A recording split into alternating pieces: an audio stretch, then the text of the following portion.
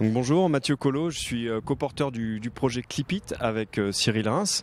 Donc il y a un an, nous avons remporté un concours qui était organisé par la Commission européenne au développement durable sur le thème du surcyclage. Depuis, nous avons créé ce jeu qui s'appelle Clipit, qui est un jeu qui va sensibiliser les enfants aux enjeux environnementaux, tout en stimulant leur créativité et leur motricité. 90% du jeu est composé de bouchons plastiques d'usage courant que vous avez déjà chez vous, hein, dans les frigos, du soda, du lait, de l'eau. Et nous fournissons...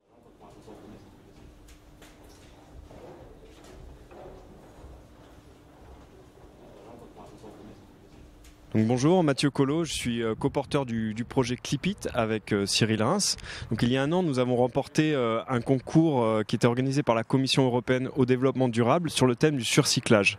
Depuis, nous avons créé ce jeu qui s'appelle Clipit, qui est un jeu qui va sensibiliser les enfants aux enjeux environnementaux, tout en stimulant leur créativité et leur motricité.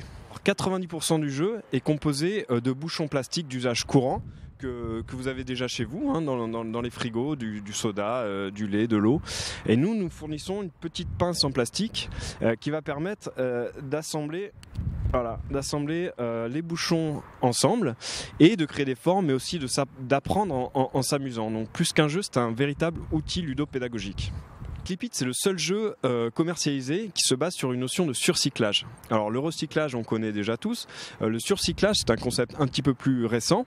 C'est-à-dire qu'on va revaloriser directement les objets qui étaient censés partir à la poubelle pour changer leur usage et en faire autre chose.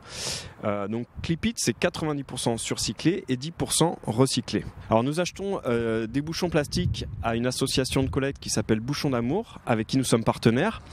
Et puis ces bouchons, nous allons les transformer en clips dans une usine locale près de Montpellier.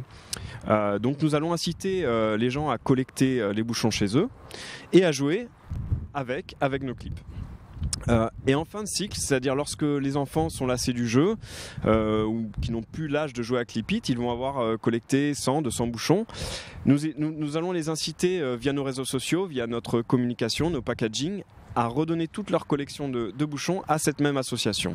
Voilà, c'est un cercle vertueux. Aujourd'hui, nous avons besoin d'accélérer véritablement notre visibilité au niveau international. Donc pour cela, nous recherchons des investisseurs qui pourraient nous permettre d'aller à l'export. Aujourd'hui, nous sommes accompagnés par le BIC, donc Cap Omega Montpellier, et Alter Incube. Et nous sommes soutenus financièrement par la BPI et la région Languedoc-Roussillon.